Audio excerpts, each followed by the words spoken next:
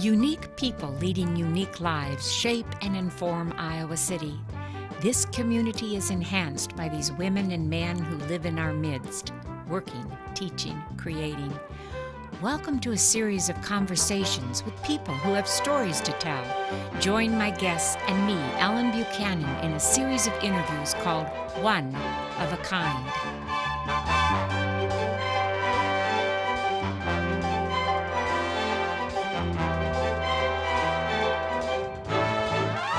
My guest on One of a Kind is Bob Elliott, the well-known community volunteer, journalist, former city council member, longtime employee of ACT.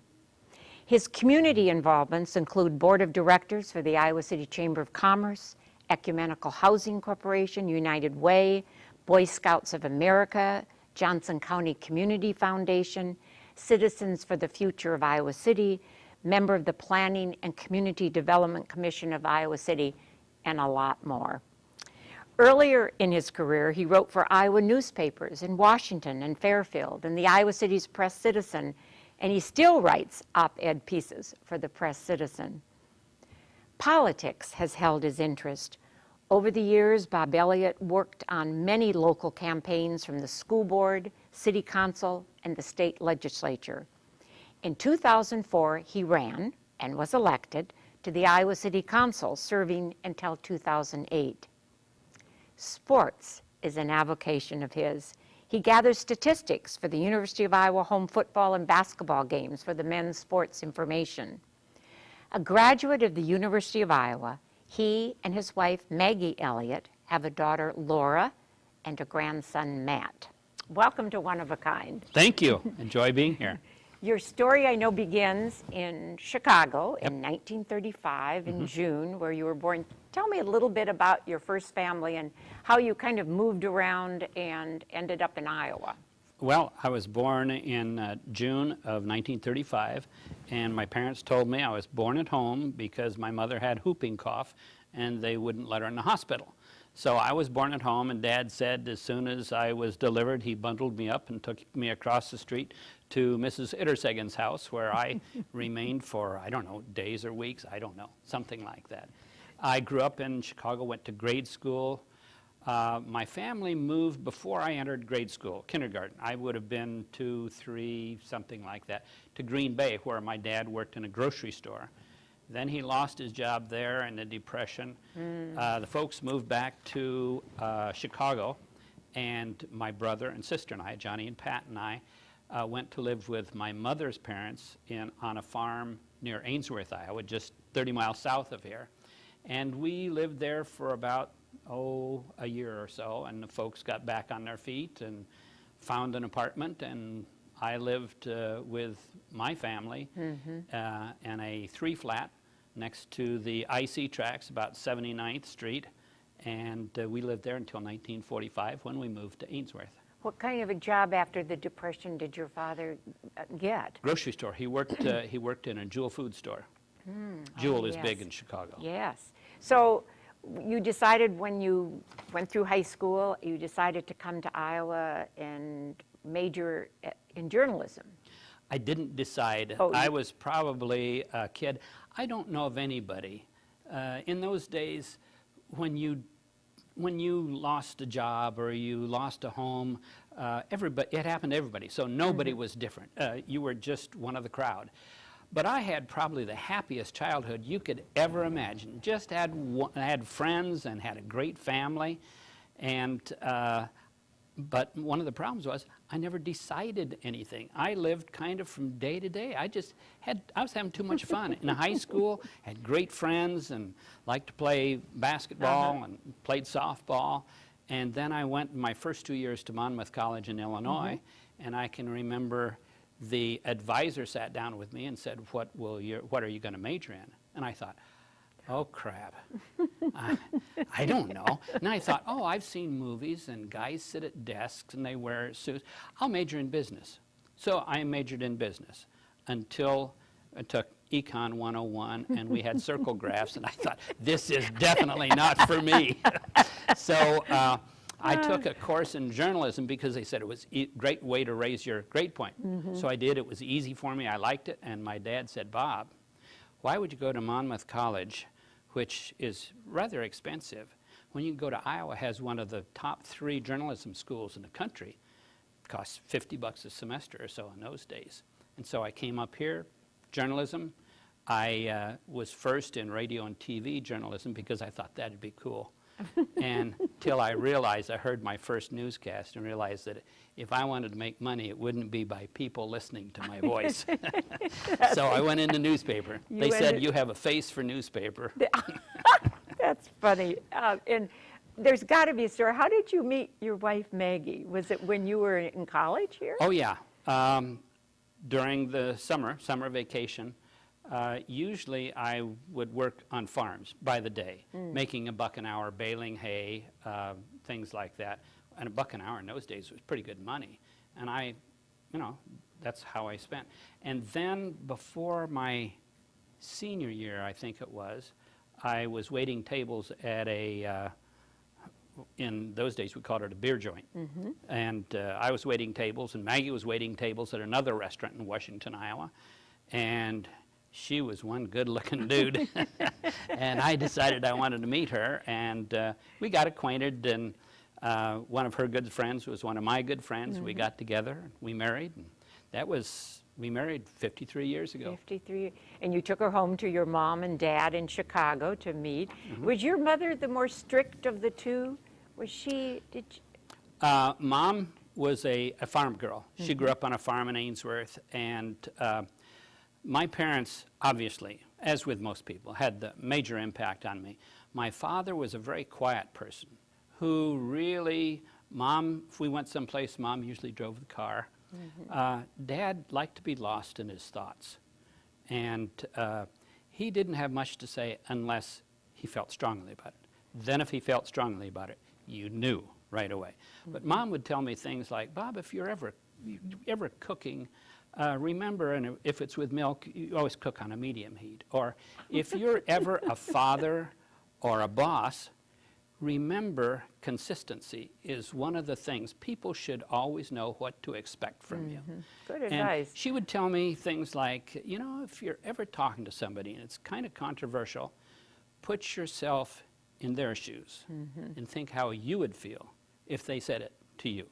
So think about those things first. Those mothers had good advice, didn't they? Now, Dad told me to read Shakespeare. He says, read Shakespeare, and especially Polonius' advice to Laertes. He says, that's the best advice you'll ever have. But he would direct me to things like that. So you and Maggie got married, and then you eventually came to Iowa City. And is this when you were with Al Grady? Yeah. Well, for people who are new to this community, and because Al Grady had quite a reputation, colorful, oh, yes. A loyal following. So tell the viewers about your relationship with him and what you two did. That was probably, I worked with, Al and I worked together for 3 years. And then I realized that if I was going to stay in sports, I need to really probably go to Chicago or St. Louis or Baltimore or New York, and we didn't want to do that. So I thought get into public relations. But anyway, with Al, really just a great time in my life. Because most people read Al, probably the most widely read single individual in the state of Iowa. He would get calls from all over. He'd get calls from the governor's wife and talk to him, and I can remember he talked to him about everything, and one of the best times, he and Al and I disagreed on many things, but we had great discussions. One morning he got a call and he says, Al Grady, sports desk. Grady, G-R-A-D-Y. I just hooted and hollered. I thought, oh, God, that's great to hear. Humbling, it's humbling. Oh, yeah. No, but the thing is, Al, people read what he wrote, but they didn't realize how quickly he assimilated things so quickly, and his memory was just unbelievable. And he would sit down and write a game story while I was still figuring out the statistics. It was really something to be And Al and I have remained friends until his death. And Maggie was a good friend of Al's too. So who was the coach of the basketball and football about at those 3 years when Al was? Was it? Well, Jerry Burns followed Evie. Evie was probably the best football coach I've ever known. He was something else. But then Jerry Burns and Ray Nagel, and they had something like 12 or 15 losing seasons in a row until And then Hayden. Hayden got and then here. Hayden. Yes. Yeah, so And Hayden turned that around. yes. So when in your career did you start with ACT? As I said, I needed to make more money. Journalists don't make much money. And I thought, well, public relations, maybe I could start with ACT. I applied for an editor job with ACT, and the woman in personnel called me back and said, Bob, this is not the editor job you're thinking of. This is editing computer material, and it's more technical than your background. And then a gentleman named Bob Donaldson, who is the director of publications, called, wanted to know if he could have lunch with me, and he offered me a job as editing a local newsletter and a national newsletter and doing PR, and I took it up, and Enjoyed I was it? going to stay there for a couple years, and I stayed there for 30 years. 30 years. Yes. And when did you, let's talk about your political career and your political interests, because you've been involved not only in your own campaign, but your campaign and helped so many other people go to the state legislature and locally. Penny Davidson, that's Yeah. Olaf Davidson. I know. You know Olaf and Penny? Well, Olaf was head of ACT, wasn't he? Yes. Olaf fought with the Underground in World War II. I know, In in Denmark. Denmark. Yes. Anyway, Olaf said to me one time, he says, Bob, Penny's going to run for city council, and she needs a kind of a fancy-footed writer. And how about you doing that? I said, sure, that's fine. Well, it got me interested in local politics, and we got Penny elected and worked with several other people. And over the years, worked with a lot of different people on a lot of different campaigns. And I always enjoyed it. And then I got tired of trying to talk people into run for city council. And I said, what the heck? I'll do it myself. It's easier than trying to talk somebody else into it. And it was really an enjoyable time for me. But at my age at that time, I was, I don't know, my mid-60s or so in there. And the thing that made it enjoyable was I went into it saying, you know, I'm kind of looking forward to the forums because I'm going to tell them just what I think. And if they don't want to elect me, that's fine. I got a life. You know, it doesn't make a whole lot of difference to And me. you were only going to run, you set out one term, which Yeah. is 4 years. Yes, I know. Well, were there any burning issues that you wanted to be a part of, or you just wanted to learn more about city government and see how the council worked?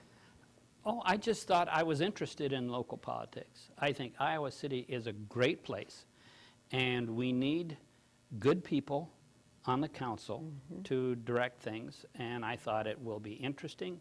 It's maybe something I can do, and maybe even something I could do well. Let's give it a whirl. So I did. No burning issues that I could think of. I've always thought that Iowa City is over-regulated, that I would like not to have people told all that much about what their houses could look like and should look like and what they can do and can't do. But other than that, it's a great place. I had a good time. I thought our council, the one on which I served, we could differ very candidly, but we would vote and move on. And I thought that's the way to do business. Who was mayor at that time? I can't remember in 2004. Ernie Lehman, Ernie Lehman, was mayor the yes. first 2 years, and then Ross Wilburn. And then Regina took over after I left, and now Matt is mayor, and Matt, I think, is doing a fantastic job. Yes. He's just, He's had to deal with a few issues Yes. right now with Yes, this he has. 19 and 21, Yes. and you can just sit back and read yeah. the paper and oh yeah. and you're still contributing op-ed pieces to the Press Citizen. Do you get to pick the subject, or do they tell you? No, Chris Carlson and Jim Loers asked me to have lunch with them and wanted me to blog on politics. And I said, I don't want to blog. I think it's one of my great movies, favorite movies, was Casablanca. And I always refer to people then as the usual suspects. And it's the usual suspects who blog. Yes. And they said, well, how about doing a column? And I said, well, you have somebody doing a weekly column on politics, and he's leaving. I'll do that. They said, oh, okay. So sometimes Jeff says, Bob, you're getting off of local politics a little. Remember, you're supposed to write about local politics. So he pulls me back on the straight and narrow every so often. But no, they let me write pretty much what I want to. Do you revise and revise, or does it just come to you? I mean, as you write, do you have to revise your articles? So far, I've done it weekly, every Friday. And in Iowa City, there are so many things to write about. You usually have your choice of which of these things would you like to write about. My style of writing, I usually try to start writing about Thursday and get a hook to hang things on. And then over the weekend, I try to write something, and usually I end up with somewhere around, by Sunday evening. I sit down maybe for a half hour, do this, and maybe I'll come back another time for an hour and do that. And I usually end up with, 750 words or so. And then you go in and tighten that up and usually drop 100, 200 words, and you come up with somewhere between 500 and 650 words, and try to do it. I love it. Good. Are you pessimistic or optimistic about the future of the printed word and newspapers delivered on our front doorsteps? I'm an optimistic person. I know you are. But I'm very pessimistic about newspapers in particular, and journalism in general. I just think, I've always thought a free press is perhaps the single most important freedom we have in this country, because you can pick up the Chicago Trib or the New York Times or the LA Times or the Des Moines Register or the Dallas News, whatever, and somebody will say Obama is just a terrible person doing horrible things, and somebody else will say Obama's just great, and the FBI doesn't investigate them. Right. And the police don't come and arrest them. No, I just think I really fear. Personally, I love, especially now that I'm retired, I love getting up in the morning, reading the paper, and... it's the rite of passage into the day, is having that newspaper. But my grandson, I asked him a couple of years, I said, Matt, do you read papers? And he says, you mean hard copy? I said, yeah. He says, why would I do that? You have to pay for that. I get it all for free. I know it. On my computer. Times they are changing. Yes. So you mentioned your grandson, Matt. Tell me a bit about your daughter, Laura, and what is she about, and what does she do, and Matt and his wife? Well, those are, along with Maggie, the three joys in my life. Pure joy. Laura went through school pretty much in Iowa City. Went to Robert Lucas and Southeast and City High, and she was married shortly after I think a couple years after high school, and then she and her husband separated, and Matt was just a baby, and so Laura and Matt lived with us for a while. And I wouldn't wish that on anyone, but it was one of the greatest things that ever happened, because I can remember sometime after Laura was born, Maggie and I were always going to have more children, and we'd say, well, we'll wait until Laura's old enough to be helpful with it. And you know how things go. It got away from us. And pretty soon I thought, I don't want to get up in the middle of the night with a sick baby and things. But when Matt was there, all of a sudden I realized, it's terrific. I wouldn't trade those years for anything. And so Matt and I have always been very close. And we went to the Brookfield Zoo in Chicago, and games in St. Louis, and games in Chicago, and up to the Field of Dreams in Dyersville, and lots of things together. And so Laura has now been with Dan Terrell, longtime partner for many years now. And so it's so nice to think that your kids and your grandkids are doing well. That's great. And Matt does, his profession is your grandson? Matt graduated with a degree in journalism Oh, from exactly 50 years after I did, my goodness. exactly with the same degree, and exactly from the same institution. So he and his wife both graduated in journalism. And Matt led adventure tours throughout Central America while the person who is now his wife was in the Peace Corps in El Salvador. And so now I suspect she works for the Free Med Clinic here. Oh, they live here in Iowa City. You Okay. bet, you bet. And Matt works at Fin and Feather because he's an outdoorsman. And I wouldn't be surprised if someday they move to the Pacific Northwest where they can rock climb and Be a little camp. closer to that ocean. Yes. And, well, he has his grandfather's blood because you told me before the interview that your favorite, one of your most favorite places, of course, next to Iowa City, is Nantucket. Oh, yes. And you've gone there many times Oh, yes. with family and As friends. As a matter of fact, when Matt was, I think, after junior in high school, Maggie and I and Matt took a trip to the East Coast because Matt wanted to visit a few colleges because he was going to go on to college. And we did that, and then we went on to Cape Cod and met with a good friend of mine, Ken Kalb, who was a VP at ACT, and we went on to Nantucket, and we stayed a couple days there. Matt talked me into renting a Jeep and going out on the point where the lighthouse is.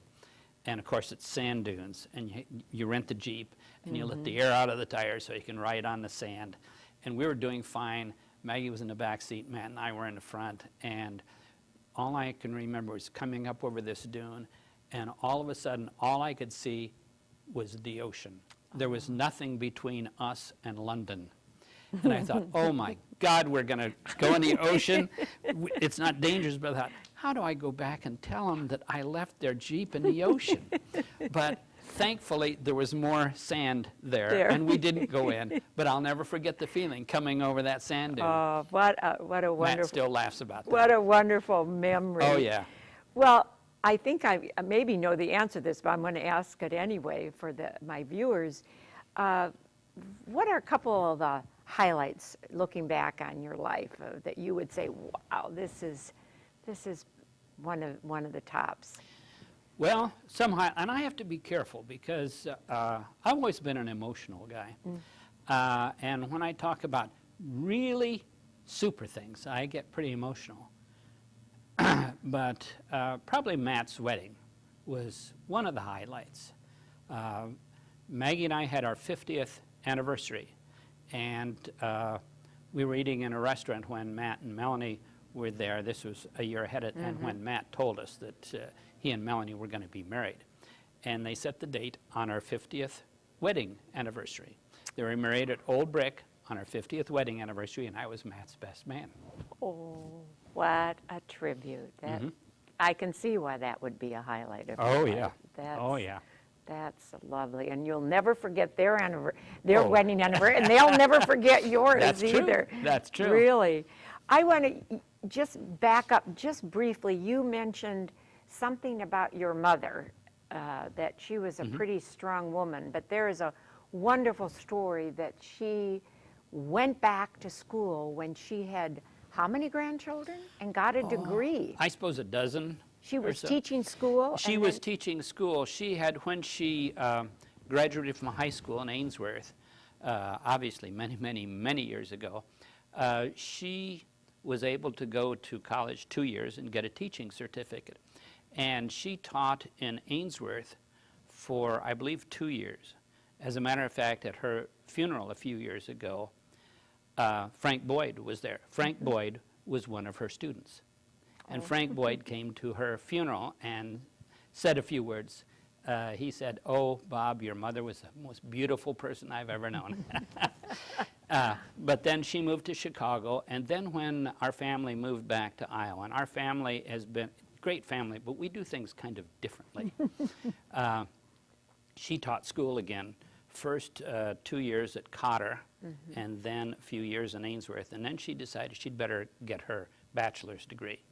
And so she went back, took a leave of absence, went back and got her bachelor's degree, and I have a picture of her sitting on the steps in front of Old Capitol with, I don't know, 6 or 8 grandchildren. And that's the way she did things. Then she finished her career teaching in the junior high school in Washington, Iowa. I bet those grandchildren will never forget that. That's true. That's true. You know, when I was reading about you, you've been involved in so many things in this community. You know, I didn't mention the St. Mark's Methodist Church you've been involved with, and Ecumenical Housing, United Way, and then I find out before this interview you're on a jail committee. I don't know what that's exactly what it's called. And the chamber. Are there one or two of all the things you've been, you know, giving back to this community? Are there one or two things that have meant the most to you, or that you've really, really enjoyed, that just fed your soul? Well, I think I need to do things. As a matter of fact, my wife and I were talking the other day, and I said, yeah, my mother was probably the most enthusiastic person I've ever known. And I said, yeah, I'm enthusiastic. She says, no, Bob, you're hyper. She said, just admit it. So I need to be doing things. And I don't know that the Ecumenical Towers, we ended up building that really neat building. Bob Welch was the driving force of that. So you're pretty proud of that. Oh, yeah, yeah.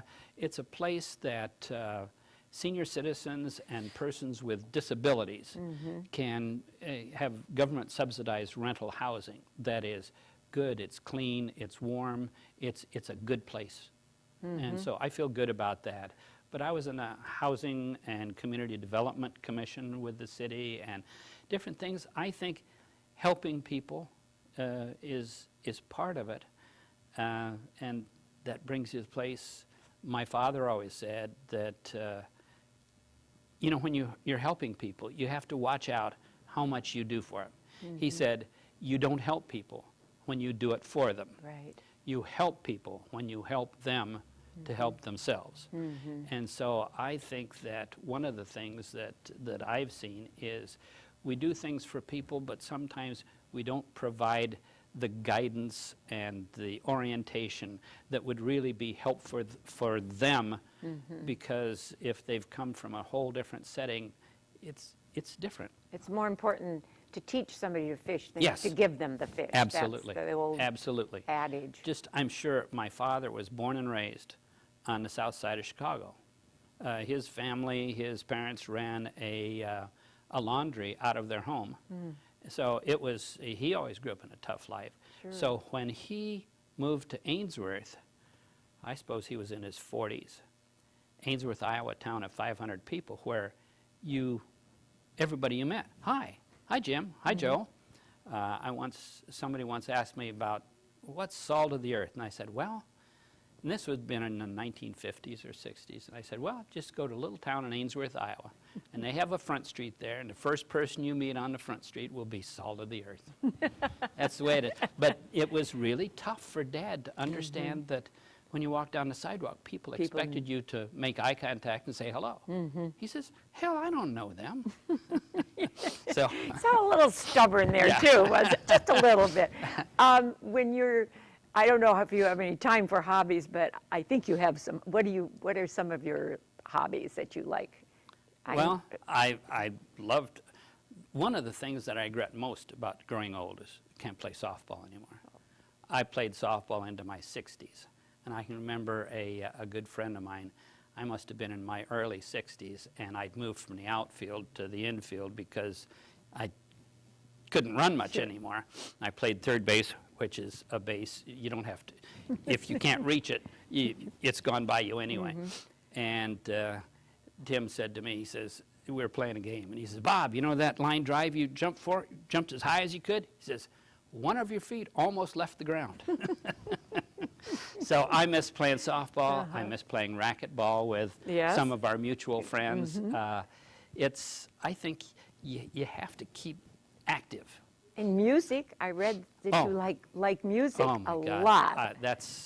That's maybe as, I'm not sure I have a first love, but music is right up there. Right up there. Oh yes, big bands where I got into it, and then jazz. My taste in jazz kind of ended with Brubeck, but last year I'm with the Osher Lifelong Learning Foundation, and we had a membership event and had some people over to the house for some pizza and jazz, and I was able to play some of my favorite stuff for them.